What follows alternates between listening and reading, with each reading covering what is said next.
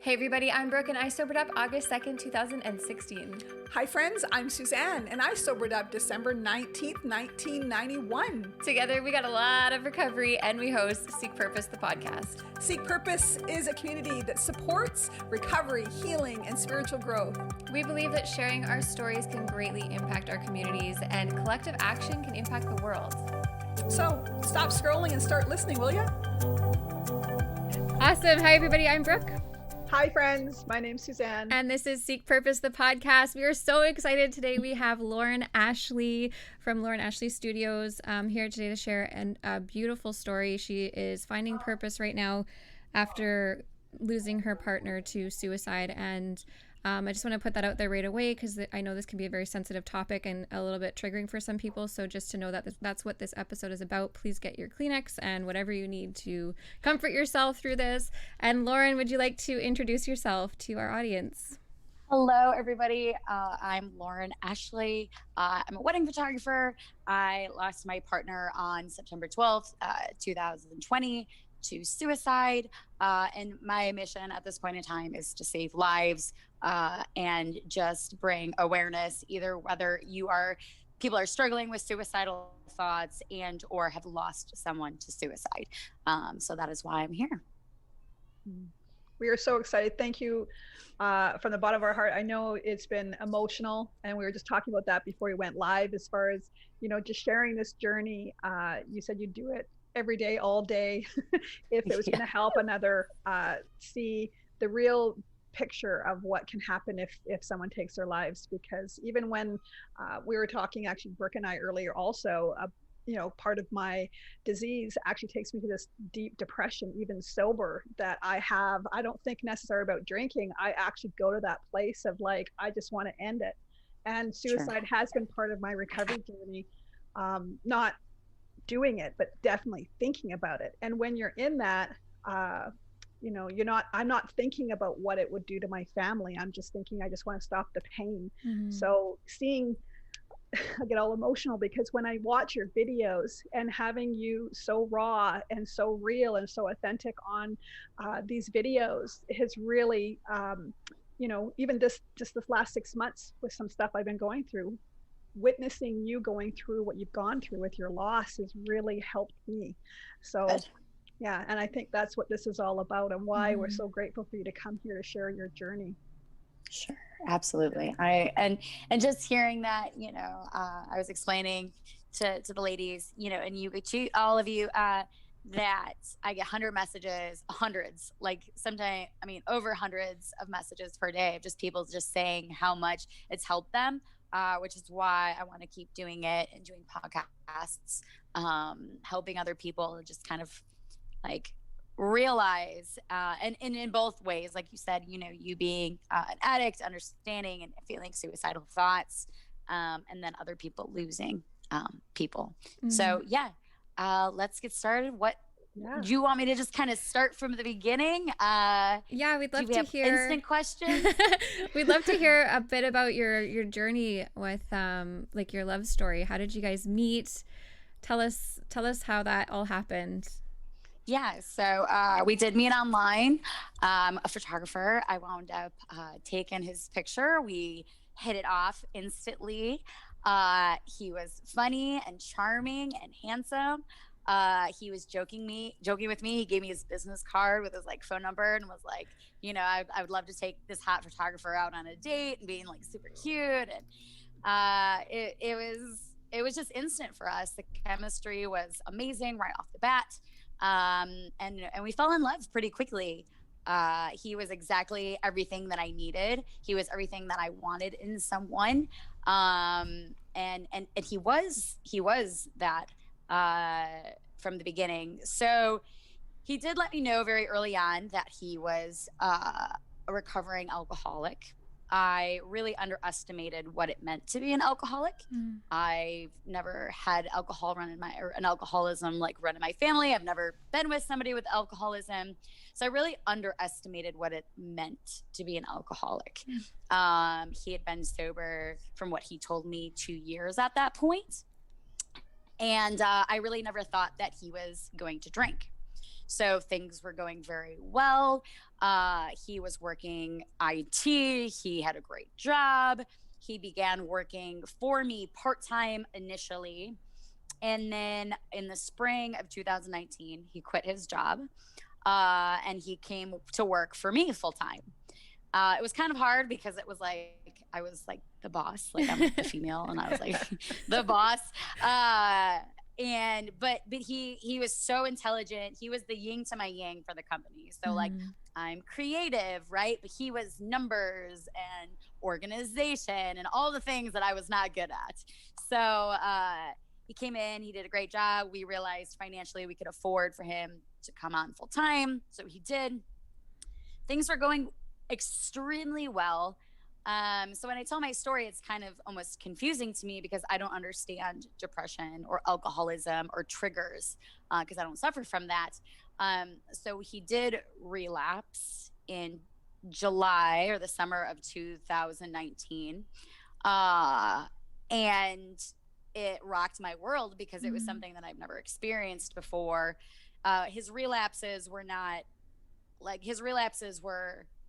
beyond something that I control, meaning like he would take a drink and then he would keep drinking for weeks. Like he was incapable of stopping. I'll never forget, I went to go get my hair done and then finding him in a parking lot, passed out from drinking. I actually thought he was dead then.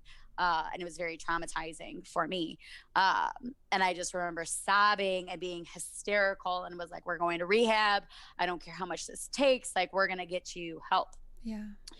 So for him in those instances, he did drink for a few more days, but he was able to get his act together, go to AA, get a sponsor, do all of those things, and things were doing very, very well. We had our relationship problems like anyone else, but we moved downtown Chicago. We got a beautiful loft. Things were doing really well, but he was still constantly struggling with alcoholism and addiction and depression. So we went through couples counseling just so I could understand, so I could be a better partner. I was definitely pushing him to go on medication, keeping him an AA.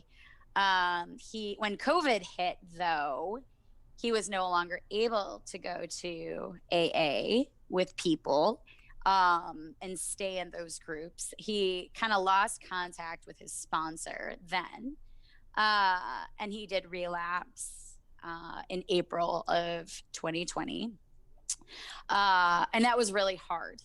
I'm going to be very careful of what I say, but it was when he would drink, he would become a different person. And I became kind of scared, worried for myself, worried for my son. When he would drink, I would remove myself and my son and my dog from the situation, not because I thought that he was going to physically hurt me, but I was scared because he would become someone different when he was drinking. Can I ask you a question? You were talking about the first time he relapses. I think it's important, for those of our listeners that are listening in regards about addiction, the progression of the disease. From the first time you saw him obviously drink, obviously could see that this is not normal behavior. But it just seems when the first time you kind of went through this, you were understanding, you were seeking, support and help and whatever I can do. And now this time it seems, from what you were sharing, that things got worse. Would you say they were progressively worse the second time you picked up? Every single time got worse. Obviously the third time was the worst, but the first time was like, so I'll never forget being like, the first time he relapsed, I was like, we're going to get through this. Like, it's not that big of a deal. Like I didn't really, he got really drunk. He passed out. He was kind of, and I was like, it's okay. Like, we're like, this is no big deal. Like, we're going to get over this. And I really underestimated that.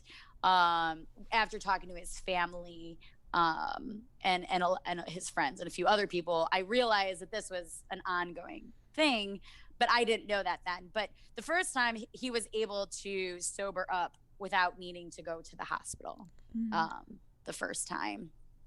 The second time was progressively worse. because he was suicidal, he was claiming to be suicidal then, the second time in April. So I contacted our couples counselor asking her for help, because I said, he's claiming he's suicidal and he's going to kill himself. What do I call 911? And she said, if something were to happen and you don't, you will regret it. So I called 911 in April. It's a very long drawn out story, but unfortunately the police for downtown Chicago are different than than the suburb cops. So city cops and suburb cops are two totally different things. Mm-hmm. So the Chicago cops couldn't do anything. They wouldn't be able to do anything, they said. So I just was I called 911. I did what I could. I wound up coming home here. A lot of drama ensued, which I'm going to keep to myself, but it wasn't good. My family and my friends were very angry at him. They were worried for my safety, for Noah's safety, for Ryan's safety. But he promised me he was never going to do it again. Mm-hmm. This was the second time, right? So he sobered up at the second time, wound up going to AA. We never went to the hospital. So the first two times we never had to go to the hospital or go to rehab. Everything was pretty much settled and figured out pretty quickly with a sponsor and through AA. But the third time was obviously the worst time. Mm-hmm. So some of this stuff it's such a long story that I don't even know where to begin. We were living in the city. We were having a lot of riots happening. I got really worried about the safety for my son. I was just kind of over the city life because of COVID. There was nothing to do. Mm-hmm. So I told Ryan, I was I want to move to the suburbs. He didn't really want to move. I didn't understand why. But I was I know it's going to be a better life. Let's just go. And he started changing. I didn't know what was going on. He became really depressed, very on edge all the time. And I would confront him and I would tell him I don't know why you're so edgy. I don't understand why you're depressed. Go see a doctor if you're depressed. Am I doing something wrong? Let's go talk to the counselor. What can I do better? If I can't fix your problem, if it's not about me, then it's now something that you need to do, So I put that on him. And he kept saying, I'm depressed. We'll go to a doctor. Well, I don't want to. Go back to AA. Well, I don't want to. You can't tell me what to do is kind of what I started to hear. So I made the decision to move to the suburbs. I told him, I'm going to the suburbs. I love you. If you don't want to move with me, I don't know what to tell you, but we need to move to the suburbs. You're not telling me why we can't move to the suburbs. So we moved to the suburbs. We weren't there for very long when he relapsed. We moved in August 1st, and he wound up relapsing on August 15th at a wedding. Our therapist saw it coming. I wish she could be watching right now, but she actually saw it coming. She kept telling Ryan, you need to go back to AA. You need to go back and get a sponsor. You're depressed. I understand you're depressed. So when he did relapse, she wasn't very surprised. People ask me what caused the trigger. I don't know. I knew he was depressed. I didn't know why. We had a beautiful relationship. We had a beautiful business. We had a beautiful life. Didn't understand. I loved him. He loved me. Even in his letters, he just didn't know why he relapsed. And when he relapsed the third time, there was so much destruction in his path after his third relapse that there was no recovering from that, which is why he decided to end his life. He wound up getting a fifth DUI, which meant that he was going to be going to prison for 5 to 15 years. Oh, wow. I told him he could no longer work for my company because that was his third time relapsing, and I didn't feel comfortable him working anymore. You know, our relationship was strained. All this money was spent from now lawyers and getting his car impounded. It was difficult. The story is very long. He, you know, just wasn't in the right place of mind. He wound up flying into Seattle after the day that he got his DUI, because I think he was planning to kill himself actually in Seattle. But I begged him so much to come home that when he did come home, I said, if you come home, we're going to the hospital. You know, he was, at that point, I don't even know how long he'd been drinking. It was the end of August at this point. But the last straw was when he came home from Seattle, refusing to go to the hospital, get him to the hospital, refusing to be admitted into the hospital. I mean, it's just I did everything I could. I stood on my head. I cried to him. I yelled. Nothing worked. Like, you know, you know, I was just at my wit's end. I needed help, and there was no one that was able to help me. I didn't have his sponsor's number, and he had his phone, so I was unable to call his sponsors. But he kind of like ruined that relationship with his sponsors. So, and I never had access to them. I told Ryan at one point in late August, I said, you're welcome home, but you can't be drinking. And if you come home and you tell me you're suicidal again, I'm going to call 911 again. Because I called 911 in April. I said, you know, I was going to call 911 again. And he came home. I asked him, he said, I'm still suicidal. I felt like I had no choice but to call 911. It wasn't a decision. Oop, my thing is. Sorry about that. That's okay. It wasn't a decision because I was trying, you know, to do anything other than like get him help. Yeah. You know, I just was lost. No one could really help me. I needed to get him into rehab or something. And I kind of put a lot on myself. And I feel like for Ryan, he felt like he was such a burden because like I was putting so much on myself, making it like my responsibility. When you took him to the hospital, you said you called 911. When you made those calls, what walk us through that? When you picked up the call, did they come? Like, what was the process? What was their process in dealing with him? Process was terrible because initially this woman just like this whole thing has just been like, but anyway, this woman police officer, I think she meant well, and I'm sure they see stuff all the time. They see domestic, they see crazy women all the time, but the woman was like, are you trying to get a restraining order? Are you trying to be dramatic is basically what she's saying. Like, she's like, are you just trying to say he's suicidal so you can get a restraining order? And I'm like, no. This is like, no, lady. Like, I'm like, I just need someone to help me. Because she said like I was acting very calm for someone who was claiming they were suicidal. But I'm grateful for the paramedics. Paramedics came. They were the ones that like assessed him, but he was so he wasn't in the right place. And the paramedics were like, we have to take you in. He was extremely intoxicated. My family was really upset that I stayed with him because they were like, you know, because it was actually my brother's birthday. And we were going to go out to dinner that night with me and my family and my brother. But because I was doing this, I was no longer coming. So my family was very upset, rightfully so. But I knew I couldn't leave Ryan because he was so intoxicated that I was afraid that I knew they were going to have to restrain him if he were to be acting out. And he, you know, I don't know if you saw pictures of him, but he's a huge muscular dude. And I was afraid that he was going to be throwing punches or something. So I wound up going with him to the hospital.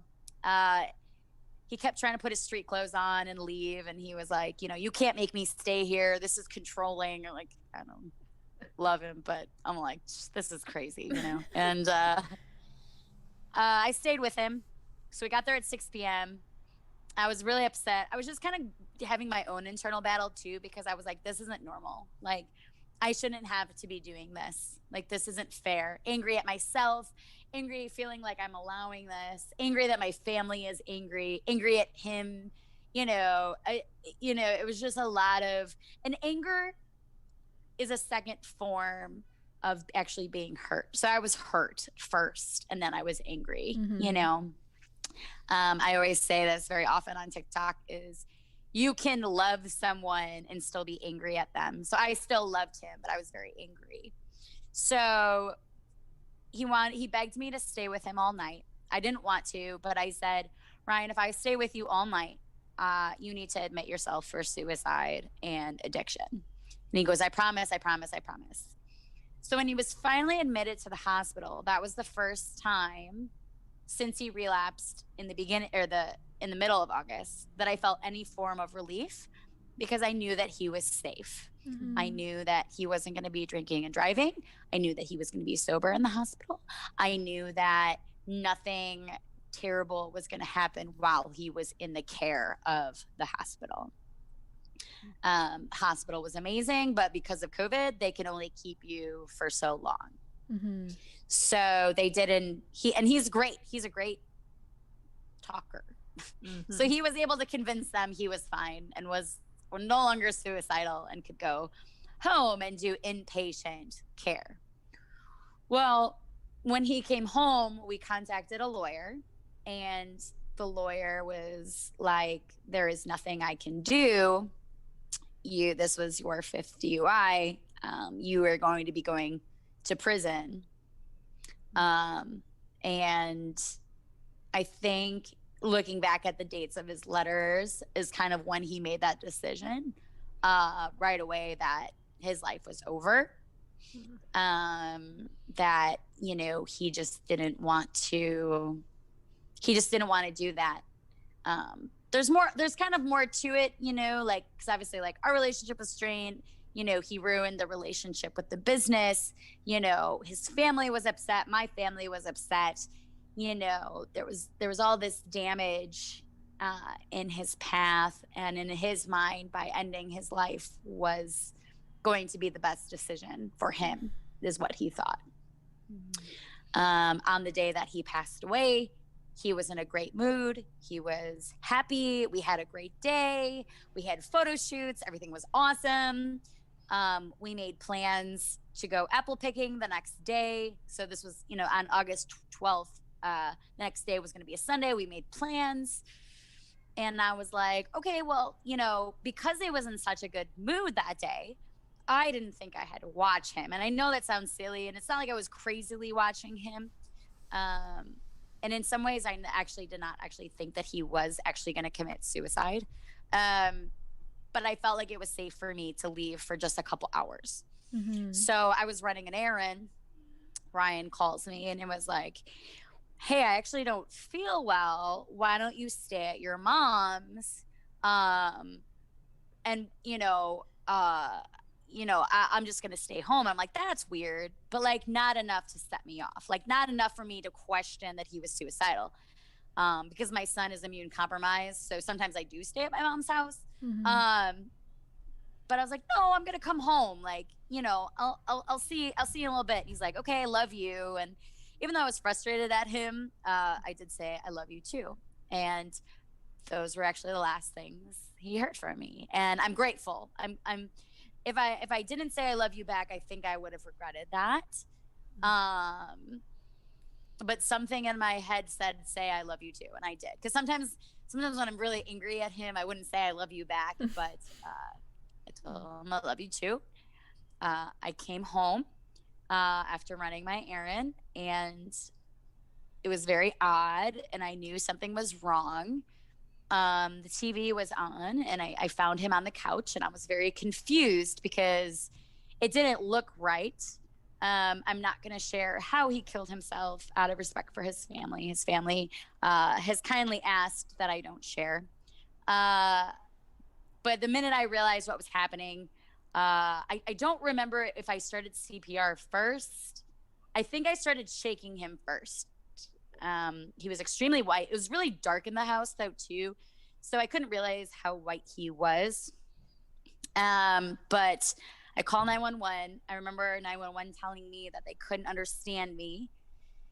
I remember breathing like I'm trying to breathe now, being like, I kept hearing this voice like, you need to take breaths, you need to keep breathing. Like, so I was able to finally have 911 understand me.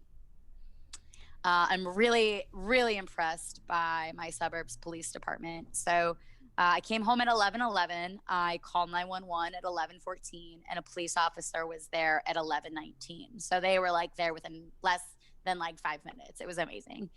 I tell people that I was concerned of hurting him, getting him on the floor to do CPR, because I'm like 130 pounds. He was like double my size.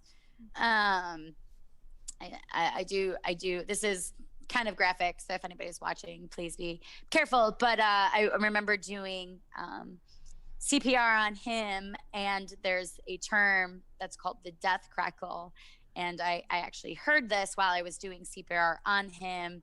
And at that point, I knew in the back of my head that he was already gone, but there was like this little bit of hope that I caught it in time, because he was actually warm. He was actually like hot to the touch to me.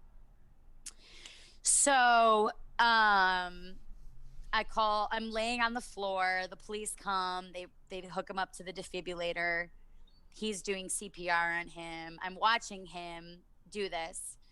Police pick me up. Two of them had to pick me up off the floor and bring me into the kitchen. I call my mom. I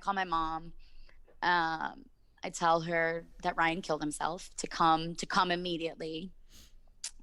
My mom and my brother come. My dad stayed home with my son. Because my mom and my family was watching my son because we were working. They came. Police were there.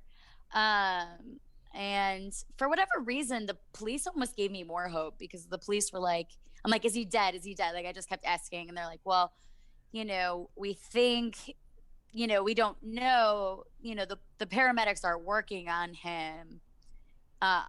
So, don't stress, or I forgot what they said exactly. And, but I knew, I think I already knew, but I was angry, and I was just angry. And I was going through all these emotions of feeling sad and confused and angry. My mom is there, my brother's there, and the police are there. And I told the police, I was like, if he's dead, just tell me if he's gone. And,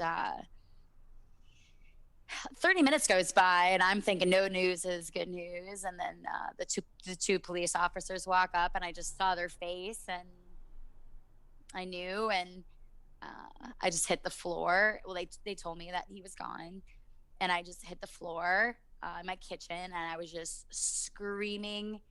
If you've never heard like a death curdling no scream, like that was what I was screaming. It was very traumatic for actually my family as well. My mother and my brother thought I needed to go to the hospital because they were worried about me. And it was terrible. I was angry. I was angry at my family. I was angry at the police. I was angry at Ryan. I remember running up the stairs. The police kind of were like, we have to stay with you because we're afraid you're going to hurt yourself. And I'm like, F off. Like, I was just like, I'm not a very big swear, but I was just so angry, like, at everyone. And I just told the police officer, like, there's no guns in the house. Just follow me. I just wanted to sit in my bedroom and just scream and cry because I felt like nobody wanted me to scream and cry. Like, that's just what I needed in those moments. The detective came. People don't realize that suicide is still considered a crime, so they have to do a full-on investigation. I show them my ring cams. I show them the receipt from dinner. It was very evident that he did it himself. The next day was worse because it was like reality was kind of setting in. I was unable to get a hold of his family, and the police were unable to get a hold of his family because they turned their phones off in the middle of the night, which is fine. A lot of people do that. But the police didn't get a hold of his family until the next morning. So the hospital kept calling me to donate Ryan's organs and tissues. And they needed permission from his family as well, and they couldn't get a hold of them. It was rough. I lost my voice the next day. I called the closest people to me, like my assistant, some of my closest friends. I had other friends call for me to kind of spread the news. And then I made a public announcement on Monday on Facebook. And I contacted his family and I said, his mom and his father specifically, but I said, what do you want me to say? Like, do you want me to just say that he passed away? And I gave his mom and his dad so much credit, and they just said, we want you to tell the truth. And I was like, you really want me to tell everyone that he committed suicide and he was an addict and depressed? And they were like, yeah. And they support me. His family does. They're, they don't blame me. They're amazing. And I just kind of took off from there. I started publicly telling my story on TikTok specifically. And it took off in a way that I was very overwhelmed, actually. And I began literally saving lives with my story. And I do say that, Ryan's story saves thousands of lives daily, but it never saved his, which I think is hard. But yeah, I mean, I get messages, hundreds a day, TikTok, Instagram, emails, letters, because like my story, I'm very like open and raw about how I feel about everything, and how it affected my life and his family's life. Oops. Losing battery here. I'm so sorry. I'm making you guys cry. No, it's okay. I'm making a lot of people cry. I just want to touch on some stuff because there's so much. Oh my God, thank you so much for sharing. You're welcome. But you were talking about how he felt like there's no escape, there's no coming back from what he did, and I remember that feeling right before I got sober. Like, I thought, I need to end my life because I've fucked up too much. Like, I can't possibly make up for all the stuff I've done. My life's just in shambles, and like, I don't deserve to be here, and I just want people to know that there's nothing you can't come back from, that you can change your life and it can get better, and you don't have to suffer anymore. And like, suicide is not the option. If I would have ended my life, I would have missed out on some fucking incredibly amazing things. And just thank you so much for sharing your story and just telling people what it's really like from the other side. Like, you're leaving behind people who love you and adore you and want to see you get well. And I'm so absolutely in awe, like, at what you were able to give him and how you were able to support him. Did you ever try to access support for yourself through that? If his Aunt Jan is watching, she has been trying to get me to Al-Anon forever. I'm very stubborn. I have a very difficult time when it comes to being in a group of people of support. I find at this point in time better support of finding help for myself, whether it's like reading, educating myself. I know that I should, but I also have a very hard time too not being in a group of people. But I want people to know, like, I do seek help, but I seek it in a way of through myself, which is educating, reading, I get energy work done. I get acupuncture done. I go to the gym. I did talk to a therapist temporarily. I did go to suicide support groups. So I do. And then when I feel like I need it, I do go like back into it, if that makes sense. Mm-hmm. What is your connection, a spiritual connection? Do you have a relationship? Do you believe in God, or do you believe in something? Do you believe in the hereafter? I was just, my husband and I were watching Surviving Death on Netflix, and man, I just was really blown away by that show. And yeah, what's your relationship spiritually?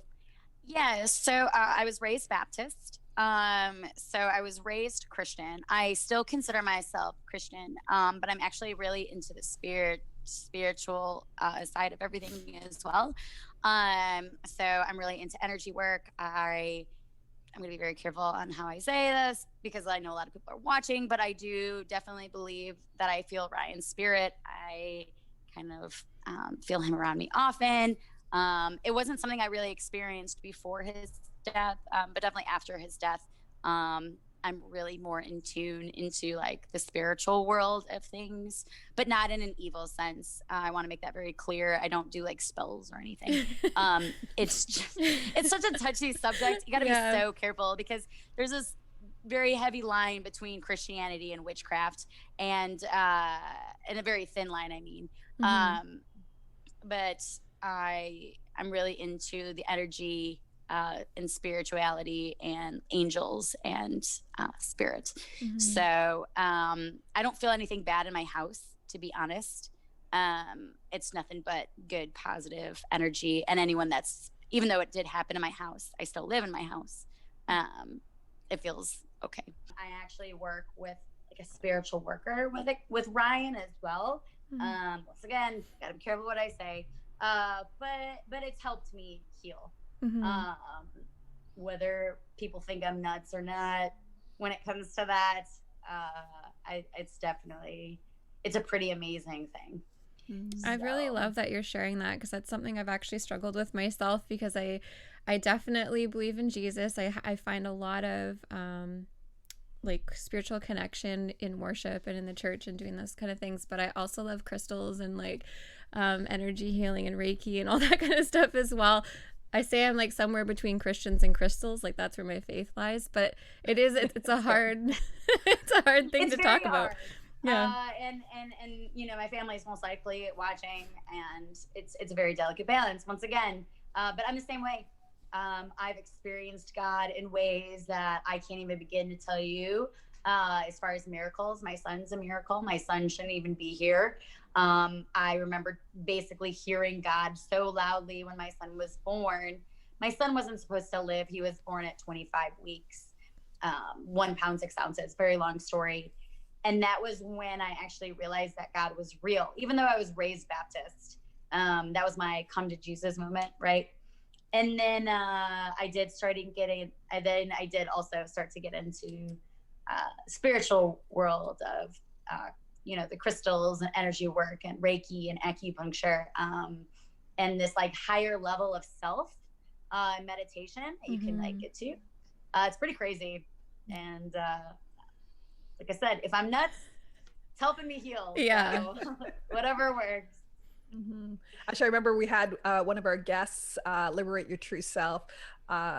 I can't remember how to say her name. Anyways, she was talking about that, and I too battled between, you know, the Christian faith and crystals and tarots, and you know, because when I became a newborn Christian, it was like, that's Wicca, and you know, buried all my cards and got rid of all that stuff. And it wasn't until we did the podcast actually that when we had her on, and that was some of the tough questions I asked her in regards to like crystals. Like I was feeling anxious, like, oh my gosh, we're having this guest come on.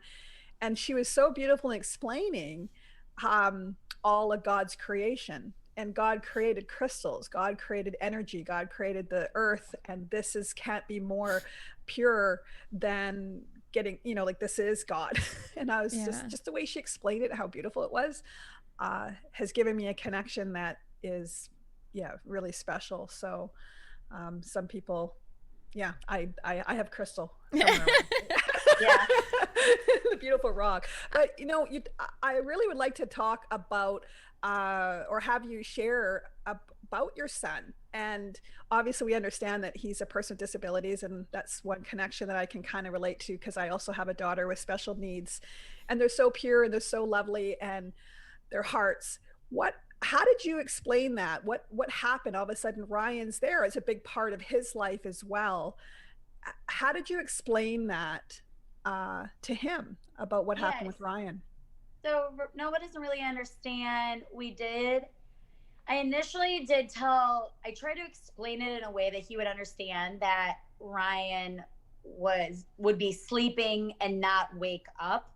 But I also wound up having to reiterate, like, he's like in heaven, he's in the sky. So like Ryan's up there, Noah did come to the funeral in the wake, but he didn't really understand. He's asked for Ryan a few times. We talk about Ryan. We have pictures of in the house of Ryan. But he still just doesn't understand. So my son has been acting out in pretty bad behavioral problems. I want to blame it on, the change. But we're getting help for that. Mm-hmm. So we're going through ABA, which is an applied behavioral analysis, and then they're helping with him acting out. I also have a really great support team, like my mom, and my brother actually moved in with me after Ryan's death, so I get help that way with my son as well. Oh, that's so great. I'm so glad you guys were able to have a funeral and a wake, because I know that's something a lot of families struggled with this last year with COVID and everything. Like, that's so special. I feel very fortunate we were able to do that for my brother as well, and then right after that everything shut down. So it's a different story having to grieve in this kind of environment, I think, because as you were saying, like, the support isn't there for people that need it, like addiction support or staying in the hospital for more than 3 days because you need some help with mental health and all that kind of stuff. And then if your family member leaves, like, counseling's not the same. You're doing it over Zoom. There's not as much to access. I think what you're doing on TikTok and what we're able to do through social media is just more important than ever right now, because it is so hard to get. Sorry, I'm like snotting. It's so hard to get help there. Bro, I'm like, I got the tissue right here. Oh, good. I know on one of your TikToks you shared about the holidays and what that was like, getting through that, going through grief and the anxious nausea. Could you share a little bit about that? Yeah, so I don't know why. Whatever reason, it like triggers me. I have a really hard time with my emotions, if I'm being really honest. But it was something that I was holding in a lot. So when Thanksgiving and Christmas came, I kept telling my mom, I feel really sick. Like, it's something I'm thinking it's something I'm eating. Thanksgiving came. I felt like I was going to throw up. I really didn't want to be around anyone, not because I didn't love them, but I just didn't want to make it about me. So I just kind of like kept stepping away during Thanksgiving. Excuse me. Oh, sure. It's later here, okay? Yeah. I'm in Central Time. You guys are in Pacific Time. But I did. I felt very sick. Thanksgiving, I actually threw up when I came home. And then Christmas was the same way. I felt very, very sick to my stomach. There's a book called Option B. And the reason I'm bringing that up is because, like, I wanted people to act in a certain way, but nobody knows how to act. Nobody knows how to treat me, And in the book Option B by Sheryl Sandberg, best book ever, kind of talks about people don't know how to react. Just give them a benefit of the doubt that they're just doing it because they love you. Like, they will tell you, let me know. The number one thing I hear is, let me know if you need anything. And sometimes what I need is for them to just either be there or just, like, you don't even have to say anything. Like, I just want you to be there, So one thing I mentioned on my TikTok is just do something, whether it's checking in on them, buying them their favorite candy bar, because when people say, let me know if you need something, it's putting the burden on us to make the decision on what we need. Mm-hmm. And we might not be capable of telling you what we actually need. So I might actually need someone just to sit there so I can cry in their lap for 5 hours. You know what I'm saying? But, like, how can I ask that? You know what I'm saying? I'm sure that I have friends that are watching right now on my podcast. I've had it where I've done lives on TikToks, and my friend Nicole, I have two friends, Nicole, but they'll like show up at my house to capture. They're like, I'm here, see? I love them. I don't want anybody to come over right now if you guys are listening. I'm going to bed after this. But yeah, for the holidays, going back to the holidays, I just kind of wanted someone just to say, like, I know it's hard, like, that Ryan's not here. You know, we love you, we support you, we loved Ryan, we also wish he was here. And people just didn't mention it, and that's okay. Like, in the moments I felt like I wanted them to do that, and for whatever reason I was hurt that like nobody like brought up his name, but it's not their fault. I don't know if that makes sense. It was like a want and a need that I needed, but it was almost selfish because that's what I wanted. But these people just didn't know how to react. They thought by not talking about it, it was better because they didn't want to trigger me into crying or being upset. I think that's so important. I went through the exact same thing, actually. Everyone asking, like, what can I do? Let me know if you need help. It's like, how do you... I still couldn't tell you what I need. Like, I have no idea. There are days I still can't tell you what I need. Yeah, it's true. Like, when you're going through grief, I think grief is got to be the most difficult thing to go through, period, in recovery. I think over and above anything. And grief comes in many different forms. It comes physically, it can come emotionally. You know, you're grieving emotionally of a change or a situation or a breakup, or, you know, like, I love that TikTok too that you did when you're lying in bed talking about not waking up, but it could be just a breakup of a relationship and the feelings are still the same, right? And so when you are around people, and I went through the same typical thing at Christmas too, of not having someone there. And my family was like, I'm not going to bring it up. We're not going to talk about it. And it did. It just makes you sad, because it's like, you think, well, if I don't mention that situation, that person, then I don't want anybody to think that I've forgotten. I don't want that person to think I've forgotten. Do you know what I mean? And I think that's, exactly. Yeah. So when everybody's silent about it, it's just almost, is that better? Or is it, you know, I tried to bring it up every time I brought it up. Others were like, be quiet, don't talk about them. And it's like, I want to, right. Because I don't want that memory to disappear. You know, I want that energy. I want the energy still here, even though the body's not here or that person's not here. I want to feel that energy. Exactly. Yeah. You touched on some of the things that you noticed with Ryan before he committed suicide, and one of them was that you guys had a really good day the day before. Was there any other things that were kind of out of the norm that you noticed? I know one thing that comes up a lot is people that are about to commit suicide will usually give their things away. They'll usually have a heightened mood. Like you'll feel like you're having a really good day, really good week before it happens. Did you notice any of that stuff? One of the things that he did that surprised me, well, looking back, I didn't know any better. He signed the car over to me, but the reason that he did that, his excuse was, well, because I got my 50Y, they're going to take the car away from me. So I'm signing the car over to you to ensure it doesn't get taken away. And I was like, that makes sense. But looking back, that's not true. He was just trying to, you know, I have to laugh and it's not really funny, but he was like the bills guy. So he made sure that all the bills were paid. Like it's so dumb, right? But like, I remember because like I wasn't coping very well for like the first month. And I think maybe he just knew, but he made sure everything was paid for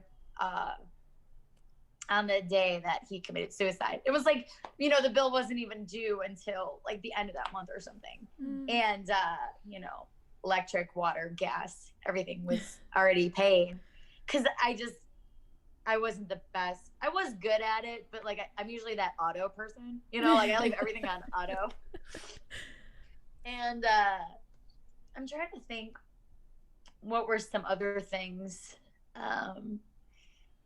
We didn't really have a lot, or, you know,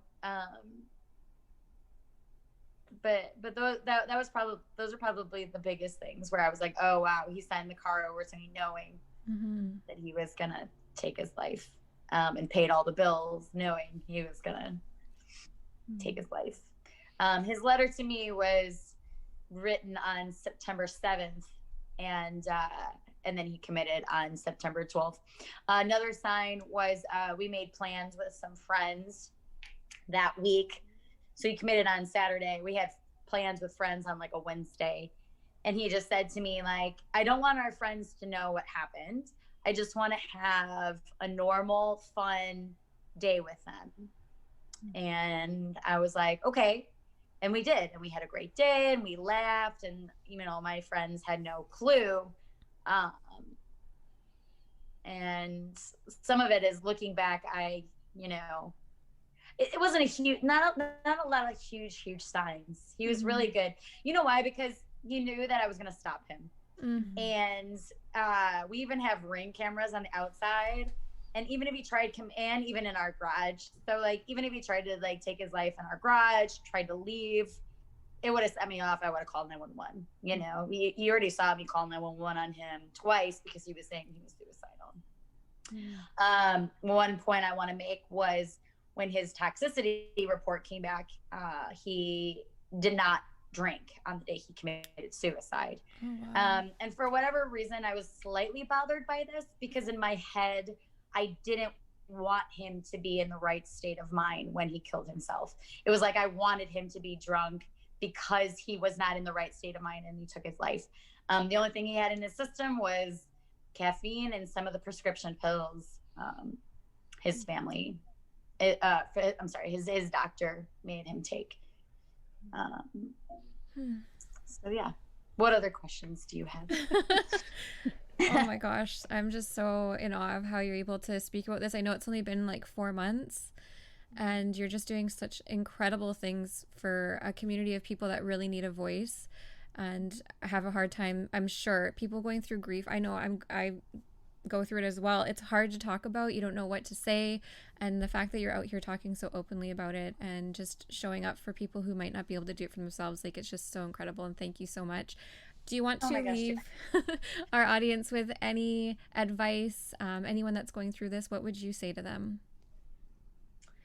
There's a couple ways. So if they're going through a loss, so if you've lost someone to suicide, I do put this on my TikTok. The number one thing is to go see a doctor immediately and get put on medication. I'm very open and honest that I am currently on an antidepressant. I'm on Wellbutrin, which I really, really like actually. Because it doesn't give me a high. It just kind of keeps me steady. The way that my therapist put it is you're drowning in depression and the medication is like a buoy and like a life jacket, which keeps your head up above water, which is probably why I'm talking to you guys as normal as I am right now is because I'm medicated. So the shock, the reason I say go see a doctor like almost immediately is because the first 2 weeks you're in shock. I don't know if you had that, but you're not really processing what happens. And then when the shock wears off, it hits you that they're not coming back. Like it's this like voice that all of a sudden's like, he's really not coming back. Then you like hit this low that you just like can't come out of. It took a while for the medication to kick in, probably like a couple weeks for me. And I did feel better.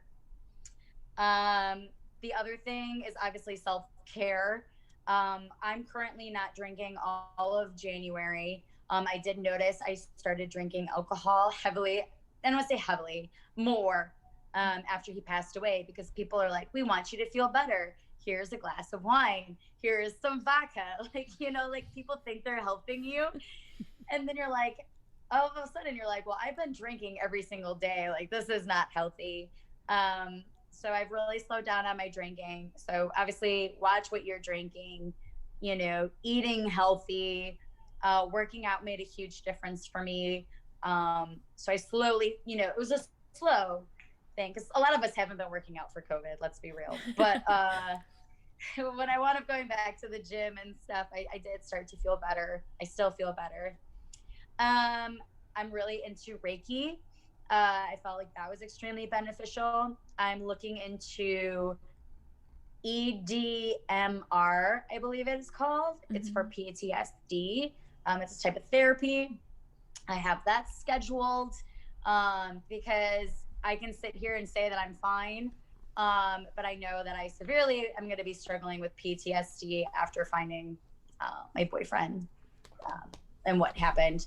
So self-care obviously is super important. Finding support groups. I'm so blessed on the support system that I have. And if you can't find it within your friends and family, then go find it like online and through a group. If you are suicidal, this is like a whole different subject. Obviously, you can see from my story, go follow me on TikTok. You will see the pain that it completely inflicts on your friends and your family. People don't know. You were slightly sharing on how when you were suicidal, you were like, you're thinking that you're doing people a favor and you're not. You know, you can be this success story, you know. And another thing I tell suicidal people is if you are actually suicidal, go do the thing that you fear the most. So that means if you want to go travel the world, if you want to quit your job and open a new business, like, because you have nothing to lose at that point. So that's kind of how I've been telling people, you know, finding support, don't be afraid to go on medication and doctor, which is why I'm so open about being on medication. People, it's like this stigma, like, you know, you're crazy if you're on medication, and that's completely not true. I'm trying to think what else. Just stay, like, you know, you could be that success story. You could be that next person on TikTok telling your crazy success story and how you were suicidal or you were at your down. I mean, look at you guys. You guys tell your story. Here you are doing a beautiful podcast and making a difference. And that's an amazing thing. Wow. I mean, that is such amazing nuggets in there for everybody involved on getting through some really difficult times. And I thank you so much because, like I say, I too am an alcoholic addict, but I also suffer through just being sober in different situations and how scary those dark moments can be. And having more people come out like yourself and share about it. And we lost her. Oh no, I think her battery went dead. Anyways, oh my goodness. Oh, well, that was amazing. And it's 8:00, so we're done anyway. So that was great timing. Lauren, oh my goodness. Yeah. But, oh, wow. I feel so blessed that you were able to come and share with us. Lauren, thank you so much for being here. If anyone is in Facebook or listening to this podcast on the replay on Apple or wherever you are, you can go find Lauren at Lauren Ashley Studios on TikTok and Instagram. She's doing incredible work. Oh, here we are. I was just like, wow, that was. Bye. I'm done with you. Yeah, it's just like that was really good. It's like, okay, we're done. Nothing else needs to be said. Yeah. You know why? Because so my thing hits this hour thing. Where if I'm on an app for too long, it'll be like, you are on it too long, and like shut it off. Is that part of social media detoxing? Yes, yes. This is why I'm not on TikTok for the last 4 days, is because like it's a good thing for me to get kicked off. So I do apologize. I did not turn that off. No, that's I just put it above our hearts. I wanted to see what I don't know if there. I don't see any of the comments. If there were any comments. There's been quite a few of just any other questions. Yeah, there is like love and support. Grief is so clinical. I went through a divorce and that hit me so hard. Just so much love, like so much love for you. Yes, talk about the ones we lost and your loved ones grieving. With you, love you. Christy is saying with you. There's so many with you. Yeah, trying to get your name. I really do. I have like the best, greatest support system ever. I really, really do. But yeah. I love that. We were just telling everyone to where to find you, but why don't you let them know where they can get a hold of you online? Yeah, so if you want to email me, my email is stay1111@gmail.com. I'm also on TikTok, so you can find me at Lauren Ashley Studios. And what we could do is after this, we can post the link and you guys can see me there. Yeah, that'd be amazing. Absolutely. Thank you so much for coming and sharing. We loved having you. This is such a hard topic to talk about. You did an amazing job. So thank you so much for coming. Yeah. Thanks, Lauren. Thank you guys so much for listening to this episode. We are thrilled to have you as a part of this community, and we are really trying to grow and reach more people. So there's a lot of ways you can get involved. One is going to our website. There's some really great resources there. Yes. And the most exciting part is checking out those GIFs. Or what do you call them? GIFs. I call them GIFs. You call them GIFs, whatever. Tomato, tomato. So when you're actually enjoying your sober life and you're going and you're posting on your Instagram, please just go to Seek Purpose and check them all out and tag us. Yeah. I want to see what you guys are doing out there in sober life. Yeah, we also have filters actually we've been putting out as well. There's so much you can do through social media with Seek Purpose, like, comment, share all of our posts, really get involved with this community. There's so much help out there for you and so much connection here we've been finding. Yeah, and the one thing that we have learned in recovery is asking for help. So we're going to ask for help and just become a patron and come help be a part of this community and help it grow. And we'd love to have you. If you want to become a patron, we have a link on our website that you can click, and there's some really cool perks of becoming a patron with Seek Purpose. So we hope you check that out. And obviously, if you review this podcast on whatever podcasting app you're listening to, it's going to help us reach more ears and get that message out of recovery. Stay tuned. We have so much more in store. And as our little community grows, our collective, there's exciting things that are happening that are coming out that we can't wait for you to be involved with. So stay tuned and stay connected.